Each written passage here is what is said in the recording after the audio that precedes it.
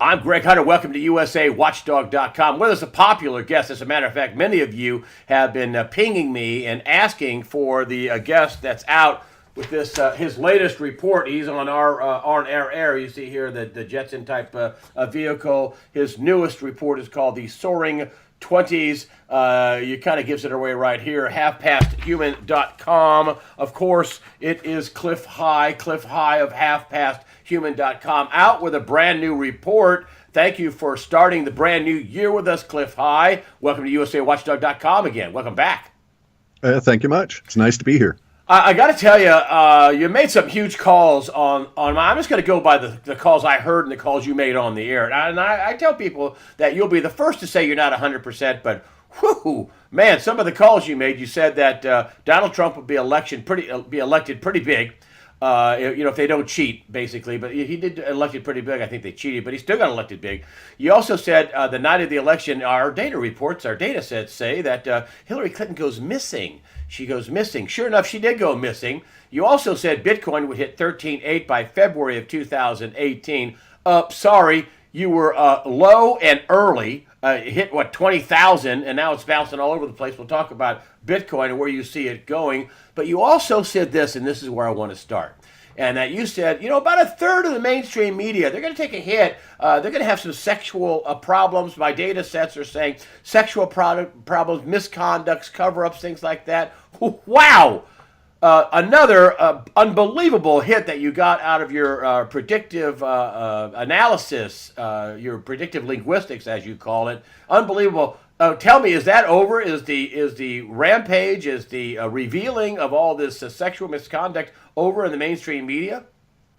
No, the part we saw in 2017 was just it was kind of like the titles. We've got the main feature coming up in 2018 and 19. What does that mean, main feature? Explain. That the amount of volume of words involved in this scandal is going to quadruple or larger. It'll take a couple of years to lay out. It'll involve maybe as much as a third or more of Congress, many of whom will elect to simply not continue in order to sort of sidestep or try to sidestep legal issues as a result of their past behavior. But a number of them will actually be plucked out, according to our data sets. And by the plucking out, there's a lot of words around arrests and this kind of thing. I don't know how you arrest a sitting member of Congress, but that's what the data seems to indicate. Wow. And so we're looking at 2 years of the unfolding. So it'll peak probably this time next year and then slowly fade off and the legal stuff be done in 2019. What about the mainstream media? Is the carnage there over? You said about a third would be... Go ahead. Yeah, it hasn't even started, Greg. I mean, we've got the few people off the top. It's just going to roll out. Now, what's occurred is you've seen the main headliners, okay, and so now there's going to be all kinds of rollouts into the back office, into the supporting cast, and into I don't know what they call them in the movie business, but those people that do things, build sets and do CGI and all of this. So it's not just within this narrow niche of the visible media. It's a wider kind of an effect within the media per se, and it will indeed ripple out into the pedophilia in a very large way. And the data sets seem to indicate that some of the people that are taking hits now are doing so because they know there's far worse crimes they could be accused of. And so they're happy to get out of town, get out of Dodge on just this little charge, so to speak. Ooh, that's pretty interesting. Far worse crimes. Are some of them going to just stick around until they have the pedophilia, the child sex, whatever you want to call it, come down on them? Yep, you can't cure stupid. So more big name people. So basically the sex charges so far, the heterosexual sex charges, the women, the men on women, basically going after people that work for them or whatever, the Matt Lauer things with a button on the door, that goofy stuff. That's the low hanging fruit. Correct. The heavier. And it's going to get. Go ahead. I say it's going to get to the point where the data, like maybe it was 2 years ago we started getting hints of it, and I started writing about it. But it's going to get to the point where there's a sort of a social revolution within the USA dollar empire. So it'll extend out into Canada, to the EU to some extent, to Great Britain a great deal, and to some extent into Australia. But what's going to happen is the backlash against this is going to be so deep that you will find citizens forming groups that are going out and basically scrubbing media and examining all kinds of videos, old movies, and this kind of thing, coming up with, I guess you'd have to say, evidence or evidentiary threads for some purpose. Now, I don't know what that purpose is. It was never clear in the data. But as a side set to that, we had the idea that there would be actual constraints, legal constraints put on companies like Disney, and that Disney will get and other major media for children will have minders put in there, in a similar fashion to what we used to see with the censors, the official movie censors, back in the 20s, 30s, and 40s. They evolved into that period of time in the last century. We're going to see something similar to that, only it's not going to be about, it's going to be about the images that these companies are allowed to put out on recordings and on videos, but also it's going to be about their internal behavior. And so I expect that the reason that I have this suspicion is that there are data sets that suggest that there's going to be something of an uproar as parts of this are subbed out to business. In other words, some companies are going to be formed that are basically going to be like compliance companies, and they'll be hired by the government to go and mind and sit and watch these people do work and tell them, no, that's against the rules. You can't do that. We're not allowing this image to go out. The social consciousness is not enhanced by this, and so you can't do that. And do you think when you say minders, there won't be any kids back in the dressing rooms with adults that aren't accompanied? You're talking about that kind of minders. Yes. That, what are you doing? Where are you going? Right. Well, it's much beyond that, though. Much beyond that. You'll actually have people that will say, no, you can't put this image in that cartoon. And, oh, by the way, we're going to run all of your media through a subliminal message software analysis program to see if you're sneaking anything in we don't like. And last question on this case: are there going to be arrests, court cases, criminal? I mean, it's one thing to have a civil suit with a woman, saying that you made sexual advances, or a criminal case. There's been some criminal things done to these women. Quite another thing. I mean, it's just another higher bar when you're doing things to children. Are there going to be a court cases involving sex crimes against children? Yes, and that'll continue out through 2022 in terms of our data sets. So most of the big bulge of the accretion of the new data is about this time next year. So it's still it's a building process. We're still far and away in very early days. And you're talking about sex crimes against children mostly? Correct. Wow. It's going to be an interesting world, Greg. I mean, the backlash is going to literally alter the way that people think about the media to a certain extent. So they'll actually see the media not as their friends anymore, but something to be guarded against, such that when we actually get to the point that the legal people, the legislative branch decides to promulgate laws that then go into the minders, they're going to find that the general mass of society really does support it. And that was something else you brought up, another big call. You said the media was going to take some big hits. And continue to take some big hits. I was kind of dumb. I thought after the election, okay, wow, this didn't work out well. Let's go back to being, news organizations. But no, they tripled down on being propagandists and lying. And you said that they were going to take big hits. Please explain. Well, as I was saying earlier, you can't cure stupid.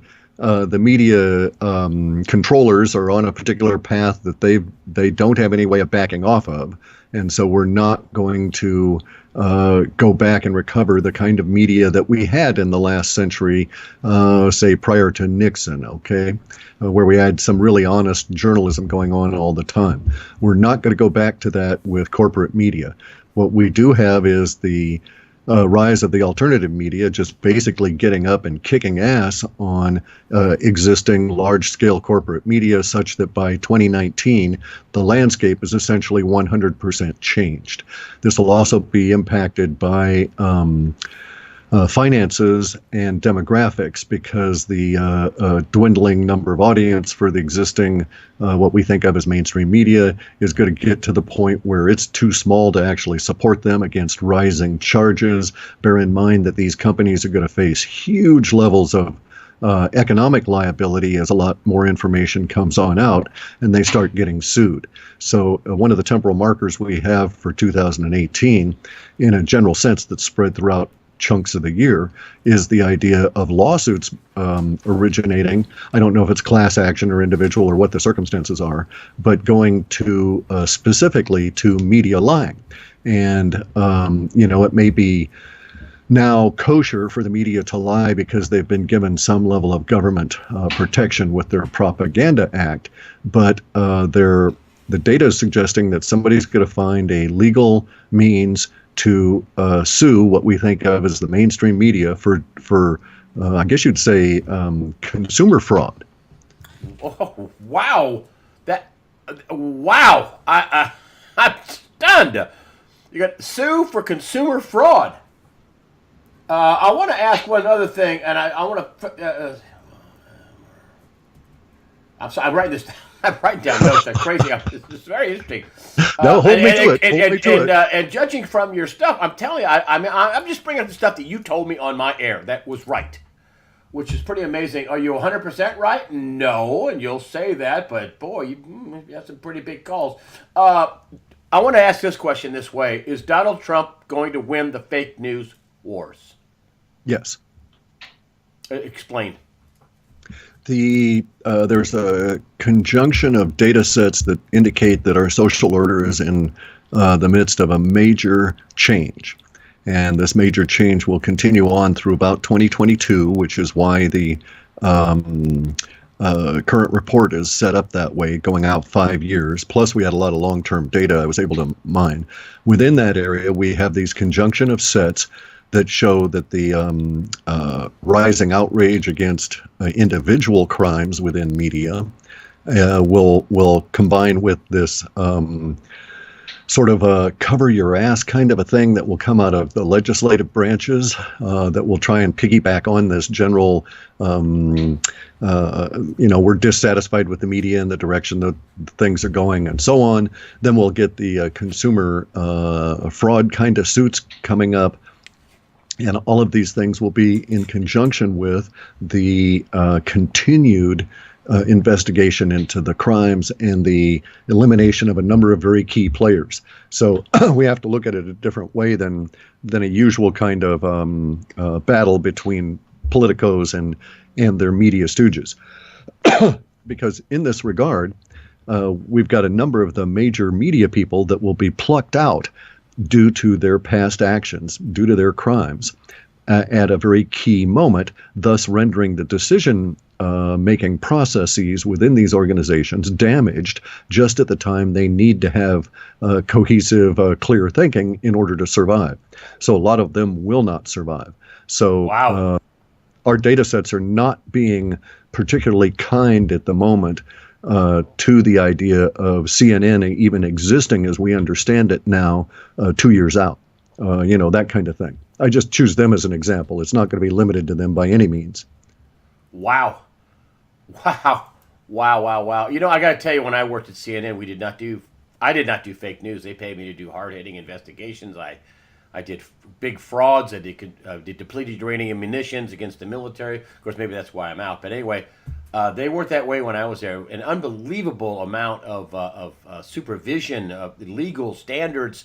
The journalists, your bosses. I mean, you didn't say anything without everybody knowing about it. There wasn't unless you were on the White House lawn and you did a live shot. I mean, this stuff where they're going after the president, oh, well, we had two sources. What? Who vetted that?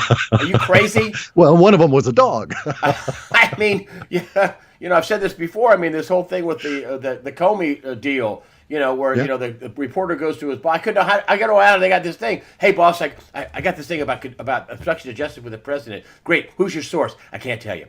Do you have any documents? Yes, I got a letter. Okay. Do you have it? No, they're going to read it to me on the phone. Go for it. Green light. It's the president of the United States.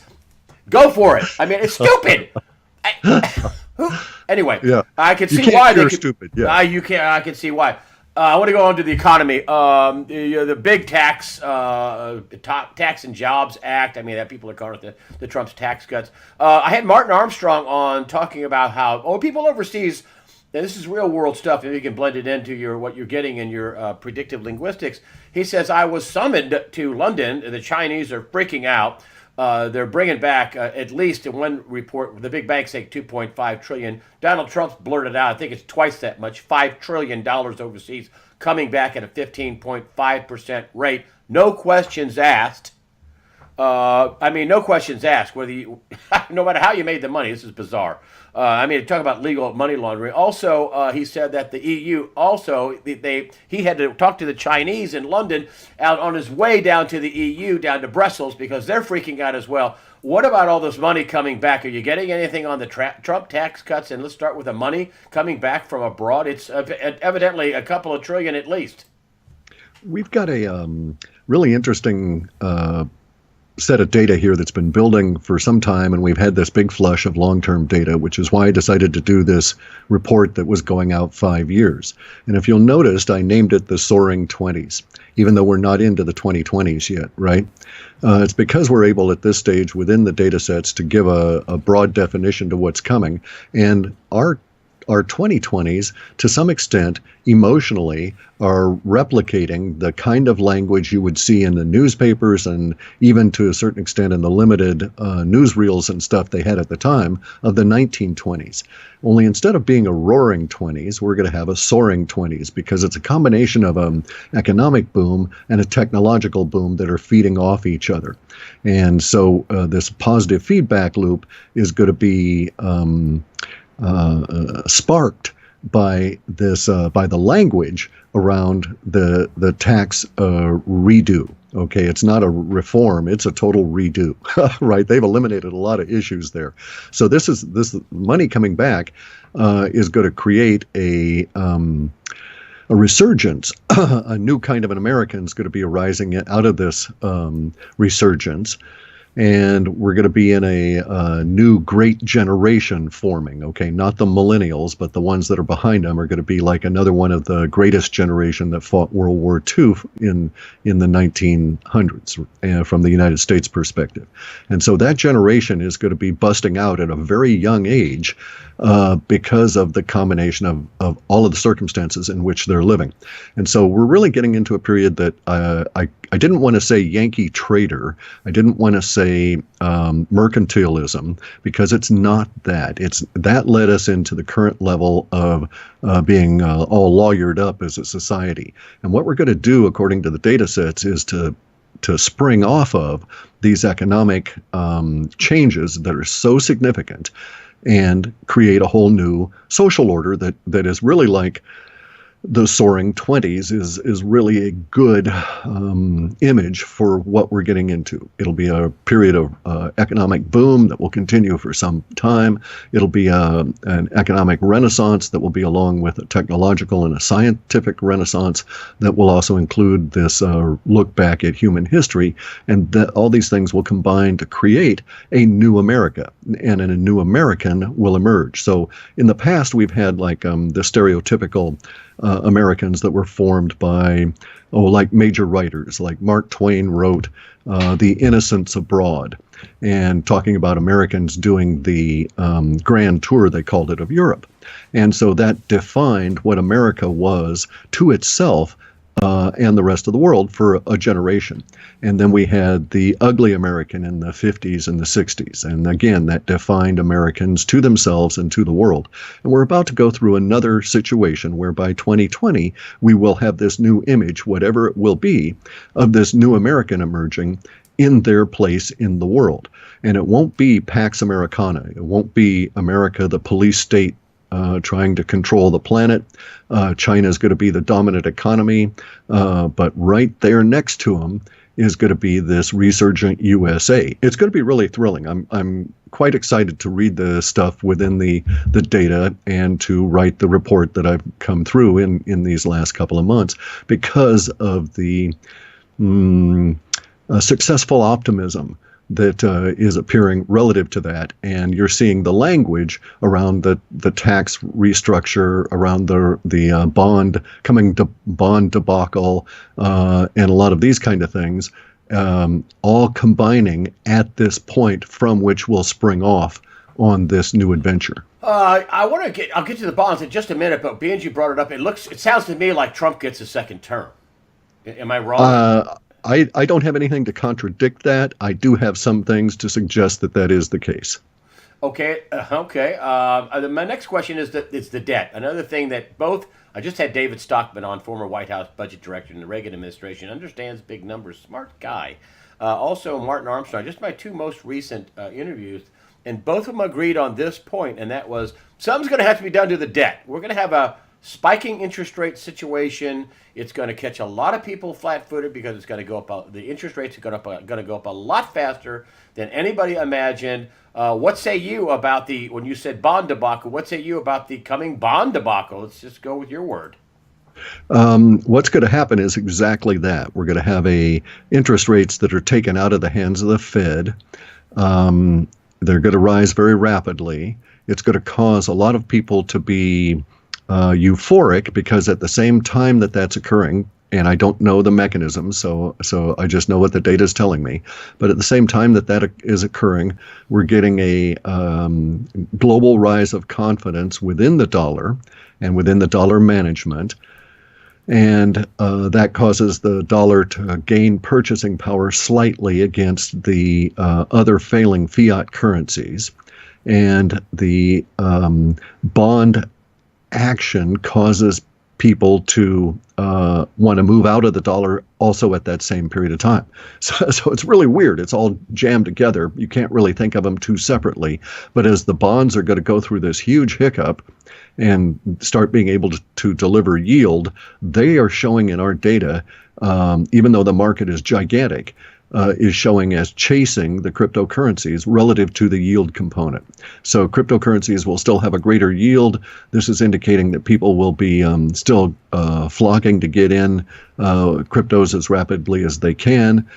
And this will continue to press on that, even with an appreciating dollar relative to the other fiat. All of this is coming down as a result of I guess what we're going to have to think of as bond vigilantes, although I don't have the same usual kind of language about about them relative to the initiation of the bond debacle. I mean, when you say bond vigilantes, I mean people are going to be saying, game's over. No. You got to pay us more money for this. No, correct. You got to pay us, and if you buy these bonds, then that's inflation, and so that's what you're talking about. They're going to be all over the Fed and all the other central banks. Right. Well, we do have stuff in our data sets that are hearkening us back to the hyperinflationary period, the same kind of language that we saw in Germany at the end of World War I, which was 1917 through 1919.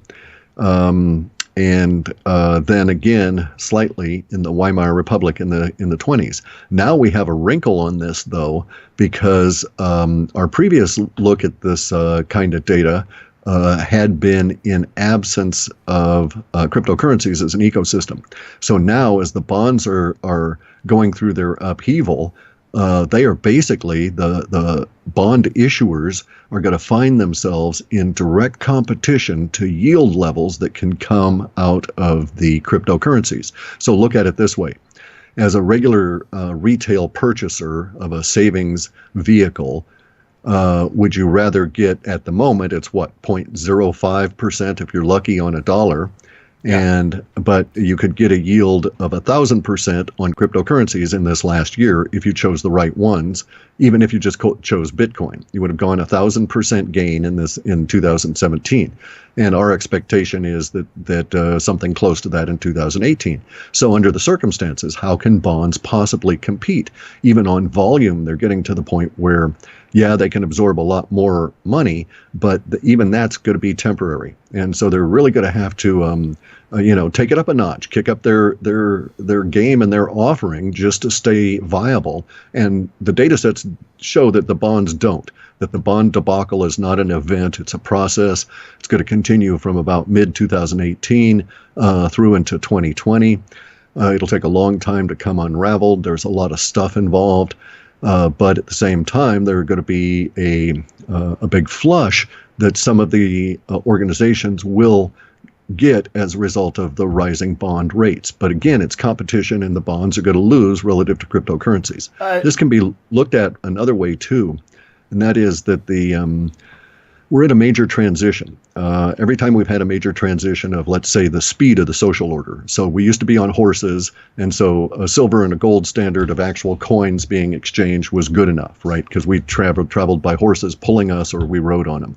We got to automobiles, and at the same time we get into automobiles and trains, we get to the point where it's not good enough to carry a lot of gold and silver coins. We need some vehicle better than that, and so we're all really into paper.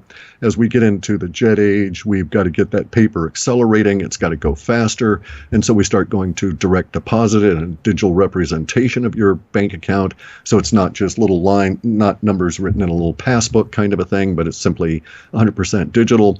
We're all on a digital system now with the jet airplanes, but now we're going into space. And we're going to get into space-based businesses and so on. And so the speed of the money potential, even within the digital dollars, is not sufficient, and it's also not as secure and robust as we need, and therefore now we've got the cryptocurrencies. They're the new wave of the future relative to money. In a generation, that generation will, 20 years from now, they'll look back and they'll never have handled coins, never have handled checks, and will never really have dealt very much with centrally issued digital dollars.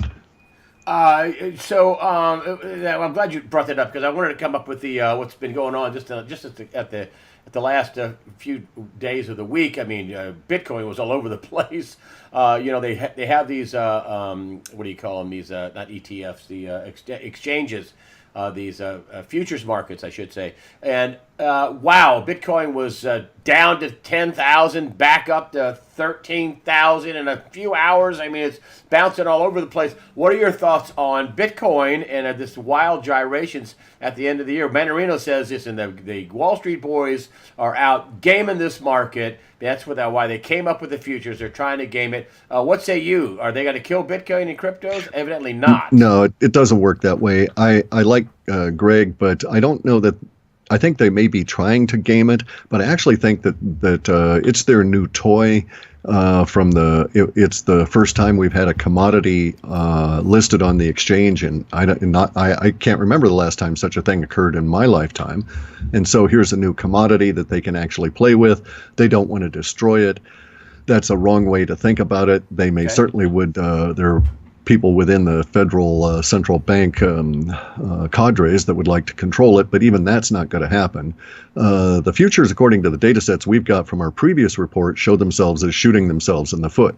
The gyrations you're talking about, and so you remember that when you contacted me earlier this week to remind me about this, the report, we were probably 17,000 or so. Yes. And I said, no, my call for 13.8 was not wrong. Because we hadn't gotten to February yet. And I also pointed out that every so often we get, every couple of months we get a nice new consolidation within the Bitcoin price. And this is what forms the backside of what I've called crocodile teeth. Not being a chartist, it just looks like crocodile teeth. And to get to the backside, you have these big, very precipitous drops. And it is these precipitous drops that are going to kill the idea of a futures market, because you'll always end up being stopped on limits, because Bitcoin likes dropping 20 and 30% when it does it, and it may do that 6 times a year. And so it's going to be somewhat unpredictable and unstable for the futures. They won't be able to hold on. And it's just a very interesting time. I suspect that the data sets will still be right, and that we'll shed 13,880. We'll see the last of it sometime before mid-February. Does it go up between now and then? Because sure. It's like what they call range bound. Okay, so it'll bounce around between a little bit lower than 13,000 and a little bit higher, back and forth for a month or so here, and then we'll get into February. Conditions will have changed. The data shows a underlying pressure. So companies that are involved in the crypto sphere, in the crypto space, will be bringing out products that will be accepted in the market and be very successful. And their actions will cause draw more people into the crypto space, and that will bring the pressure that will bust Bitcoin out of this current set of range that's going to hover around 13,800. And I'm not saying that's a midpoint or anything. That's just the number that we get in our data. It may drop down to 10,000, although it seems within the data sets that it's going to hover closer to the 13,000 on the bottom, but it may go as high as 17, 18,000 again, and then drop down, and then back up and drop down again. There's some indications we're going to see 13,800 on an up cycle 3 times again, the same way we did the $428. Seems like a lifetime ago, but it was barely 2 years. And as we get into, as I've maintained for all of last year, and is still showing in the data for this report, as we get into mid-February, those who have the ability to look forward will see just 15, 18 days from then, so early March, the beginning of of our next big up leg within the crypto space in general, as I say, the bottom up pressure builds with these new products coming on out. A lot of the products are going to be extremely, wildly successful, and it's going to get us into another euphoric burst that will carry us through into May. Oh, and I got to tell you, I'm not saying you were wrong. I think you were totally right. I think you were early, but blew past that. So I think you said that at around 1,800. I don't know. You said that. What? Huh? 13. A lot of people said the same thing. But yeah, but you were right. I mean, it went way past that. Come on, that's a heck of a call. See, here's the thing, Guy. What I get is I get a juxtaposition of a date and a number. So I knew we would be over the 13,000 before February because it always does the consolidation stuff. And in order to be done with 13,000, we had to be out of the end of that period of time. We actually had some early indications for passing the 13,000 in December, but I don't talk about those because I don't do trading. And so from my viewpoint, the significant thing is that this bottom of the step is 13,800, and we step up off of that in February into March. And prior to that, it's just this up and down stuff. And then that must be coincide with what you were talking about with the bonds also. So the pressure also is as the bond market falters, people will say, well, I'll take Bitcoin. I mean, at least it's going to, is that what you're saying? That the bond market falters, people say, well, okay, I'm going to go into Bitcoin. And I've had enough. Well, yes. And then there's this other aspect of it, okay, that really needs serious consideration. And so I'm going to state it a different way than I have in the past, but it has to do with the adoption cycle for technology. And we've got a situation where if you want to look at it one way, there's, as I've described it, there's about 1.5% to 3% of the population that we can consider to be innovators. Now, the next tranche of the people that are coming into Bitcoin are not the innovators. They're the variously described as early adopters or visionaries. And in the past, I've described it as the process of these people coming on in, but let me just state it as the lump sum, so to speak. If we look at the total population of the planet and say that there's maybe 1.5% of the population of the planet that's involved in cryptocurrencies, Well, this next tranche, this next cohort that's coming in is 13.5% of the population. Oh, you get big moves. Exactly. And see, this is what's going to kill the idea of futures, because we're still going to form these crocodile teeth. And so each and every time that we do so, we're going to have a correction that will probably be, I mean, Bitcoin seems to like these corrections, these consolidations of around 30 to 40%. Wow. And that's when we establish our strong hands and wash out the weak players. And it's not like a minor correction of 3 or 4 or 5% that you might see in a controlled market like the stock market. And so people have a visceral feeling in their guts. We get these impressions coming into the data so that we know that when these things are coming. And the action is the 30% drops will be from higher levels to a higher low as we're still on this building trend, but it's not going to be able to be maintained as exponential. These little exponential bursts, like from 10,000 to 17,000, that nearly straight line that you would see in the charts, those always precede the consolidation, and that forms the backside of the crocodile tooth. And we have a number of those lined out for this next year, and some really big numbers, because coincidentally, of course, when you get to,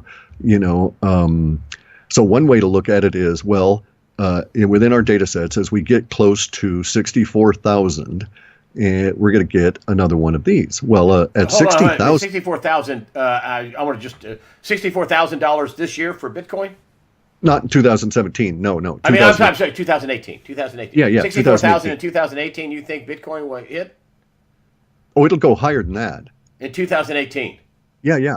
I just want people to remember, for anybody who's sitting there going, say what? I mean, the last time you said this, but hey, it was $1,000, and you were saying it was going to go to 13.8. Right, and I was saying 13.8 when it was under 1,000. That's right. And I'm like, what? And I had people write me going, how can that be? That's a Ponzi scheme. Well, evidently it wasn't. So yeah, so you think it's going to go higher? So how high do you think this will go in 2018? Or you were going to say, here's what we're looking at. Fire away. I was going to say, here's what we're looking at, because the idea is that people need to understand that Bitcoin is not like the stock market. So when it gets close to the 60s, in the 64,000 range, we're going to have another 30% drop. And so a third of that is going to be over, in the order of $20,000 drop. And so one way to look at it is, oh my God, Bitcoin's going to go down $20,000 in 2018. But another way is but it's going down to the mid 40s in 2018. So big deal, and then it'll go back up from there. It's just one of these consolidations.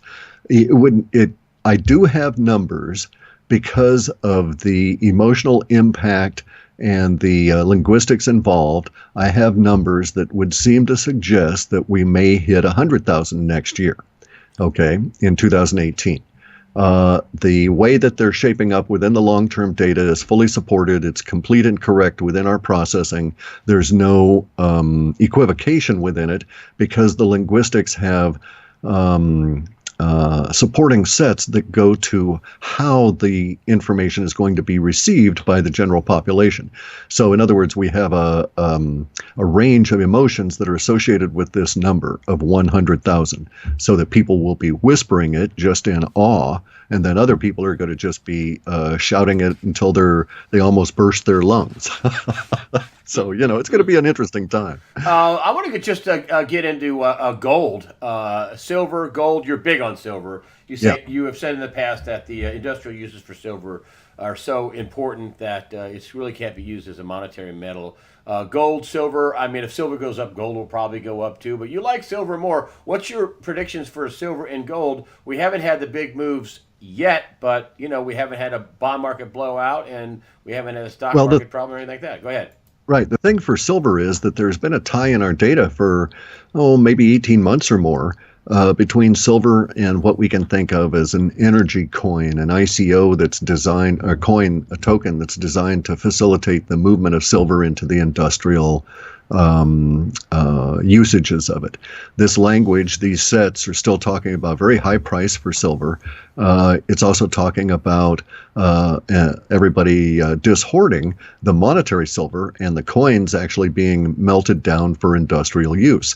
So at that stage, the price as an industrial commodity is greater than its ability to be used as a monetary unit. And now with the cryptocurrencies, this all makes sense. And what Where we would price would get that be when people or start just 600 or over. I mean, I've got data sets now that show $1,000 an ounce for silver, but I don't think that's 2018. I think that may be 2019 once we get into this new into the Renaissance. Okay, we might as well just call it that. There's a okay? technical renaissance coming. We should be able to see it by fall of next year in the form of new products that are being offered, actual new devices. Many of them will be like energy devices.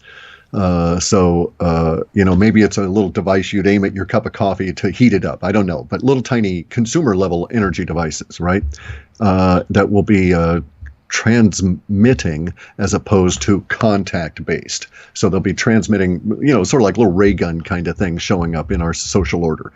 And so this the new electrics are going to consume silver in a very serious way. There's going to be a technical breakthrough in 2019 that will allow us to stretch the silver supply even further because they'll be able to do more interesting things with less of it.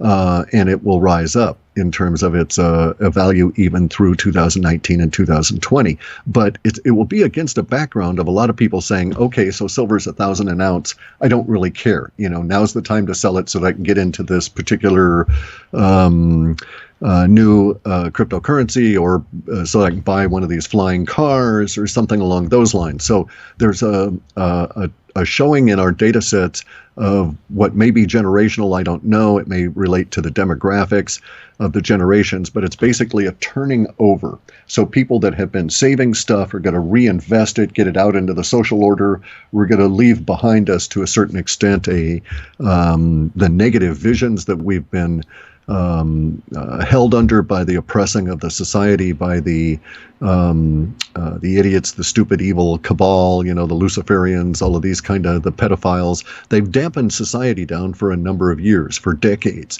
They've caused a twisting of our collective emotional balance towards the negative, and have held it there for 30 or 40 years. That's breaking loose. As it breaks loose, there will be a tendency for people to not be hoarding against an inevitable decline, as they will see around them a rising, a breakout, a flowering, all different kinds of words going to, a blooming of the society, a reinvigoration, all of this kind of stuff, a new optimism. And during that period of time, the old ideas of what we used to value and how we did so will change. Now, on gold, we still have a connection that shows gold being about a third the value in February of Bitcoin. So that would place it somewhere around 4,000 to 5,000 an ounce, in that 3,000 to 5,000, let's just say, as we get into spring. Now, I say February. I'm not saying it will occur on a particular day in February or anything. I'm saying that's when our first data sets hit that show this relationship between gold and Bitcoin. That continues for some time into summer, and then it would appear that Bix-Weir's Road to Ruta theory is validated, and that there's going to be some level of secrets revealed about gold and the amount of the stuff on the planet, such that we'll start thinking of gold like diamonds, that scarcity exists in gold only because of control, not because of actual material in the ground. And so it's going to be a changing world for gold and silver. Again, I go back to the data sets that describe this as a multi-generational, multi-century progress from rocks as money, gold and silver being the rocks, very similar to the rocks that the people in Yap used to use as their money.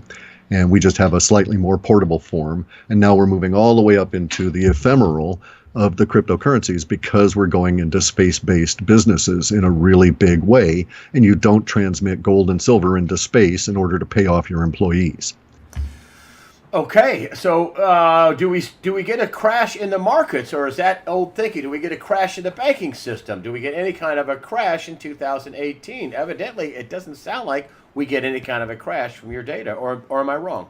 Okay, it would depend on the time frame you're looking at. If you're talking about something that will occur violently within a day, there are a lot of small crashes that will occur throughout the system. However, we're in the crash. It began in January of 2017. It'll continue through to 2022.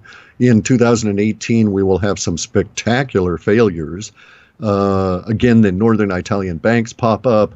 The German banking system is extremely highlighted in the data sets, and we're going to get fantastic levels of failures within the central bank-led world, but they're not going to be catastrophic to the extent they would have been even 2 years ago. So it's not going to lead to the Rothschilds' coveted New World Order money. It's not going to lead to a single currency. It's not going to lead to a central world government. They've lost, and the decentralized nature of humanity is going to bust out such that as the old system is crumbling all around us, banks failing, regional bank failures, all of these kind of things going on, we are going to have the new economy working its way up through the holes and supplanting all of those in a very rapid fashion. And it's going to be quite shocking to people. So that in 3 years from now, in 2020, when you look back in these 2 years, you'll be able to just, it'll be a head-slapping moment as to how things have changed. And people that are young enough to that they'll in 4 or 5 years not remember this particular decade will never think that life was ever involving anything other than the cryptocurrencies sci-fi world that we'll be living in by the time we get into the 2020s. And what about social unrest? That kind of thing. This big social order, social justice, which is really Marxism and communism. The NFL is biting down on it. It's unbelievable. Yeah. Really unbelievable. They're out planning. I brought up my weekly news wrap or my Christmas message that they're planning social advocacy. What? I thought you were supposed to play football, not have social advocacy. Do we have a social unrest in America when all these violent changes happen? Yes, we do, but not like George Soros would have it. Okay, not like Antifa envisions it. These people are out of step with history. The data sets are showing that and they have I think I first talked about this in maybe June or July of this year, but the data sets have had this clampdown coming where the funding sources for a lot of the social unrest are going to be clamped down at the spigot, so to speak, and shut it off. And then there's also, along within the tax stuff, in our data sets, some sets that suggest there's going to be seizures of vast quantities of wealth from individuals that have been basically trying to steer society with their wealth, and the collective won't like it, and it'll just start saying, okay, so much for you. We're just going to seize all your bank accounts, and if you show up in the country, we'll seize you as well. So to that extent, it will actually. Some of the linguistics at a minor level, less than 18%, will replicate some of the activities that occurred in previous centuries in major social transitions, like the transition out of the Tsarist empire into the revolution that then the Bolsheviks took over. And so we'll see some language that will replicate this as governments decide that they're being harassed, and that a free society does not mean open to anybody meddling with it, and they'll start taking action. And then, to their surprise, they'll find that a very large percentage of the population actively backs these efforts and supports them, even unto the point of getting out onto the streets to voice their opinion that, yeah, this is the route we need to go. It's the George Soroses of the world have the hammer brought down on them, and their assets are taken, is what you're saying. Well, they have their wallets seized, and that really shuts off their ability to cause problems. Okay, and this is it in your report, and I'm going to wrap it up here. War card. Are you getting any kind of war rumblings at all? I don't know if you're getting any of that at all or not. Just briefly, because I know it's not in your report. We do have some of that. There is some stuff around North Korea, but it's much more China focused. And so if I had to say right now, I would say that the United States interest in and interest in hassling North Korea about things will be preempted by the Chinese. And if I had to point to it, I would say March or April is the most likely period of time that China is going to say, okay, we can't have any more of this stuff. We've got enough problems here.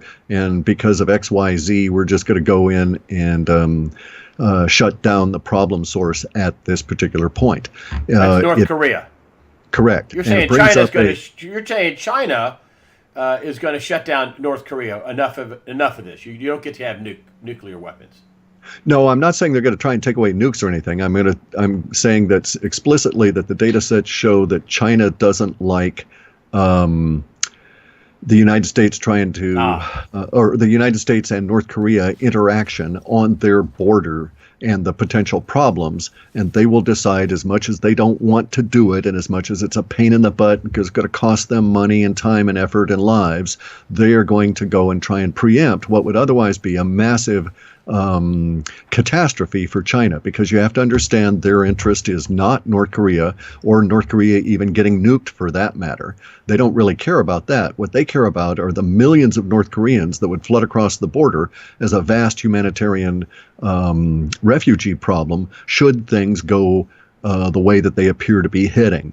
And so in our data sets, the Chinese come across as being far sighted enough to think that if we move now, we can surround, and they play Go where other countries play chess. And so in Go, you surround and you work ahead a number of moves, surround them, and then take the strategic stone right out of the mix because of what you've done. And so that's what our data shows, that China, through diplomacy, economics, and military, is able to unseat the ruling elites within North Korea to the extent that the situation changes from that point on. And China is still monkeying about with and involved with North Korea 7, 8, 9 months later.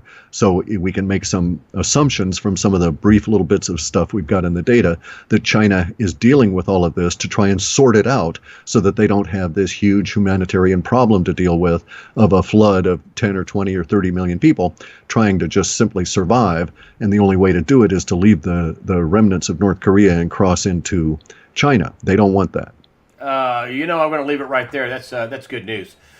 This is the report. You'll see it on halfpasthuman.com. You'll scroll down. You'll see this. You can buy the report. How much does this one go for, Cliff? It's $99. It's crypto focused. Focused, but there's a lot in it. I mean, oh my God, it's how many pages is this? Is it 29? It'll probably run over 35. 35 pages. Wow. Halfpasthuman.com. There's no way we got to it all. It's just a lot to it. I've read the reports, very detailed, very interesting. I mean, you can't just read it and go, okay, I got it. I mean, you got to read it and then reread it and then read it again. And wow, there's a lot in there. There's a lot in there. You're a smart guy. That's not a criticism. You're a smart guy. The reports are very detailed. You spend a ton of time on them. You have billions and billions of pieces of data that you go through and you compile and go out and get. I mean, so for people, you didn't just learn this, in a day. You were a big hitter for Microsoft. I mean, all the really hard stuff all over the world to fix, data-wise, they called on you to do it for about 10 years, I do believe. Isn't that right?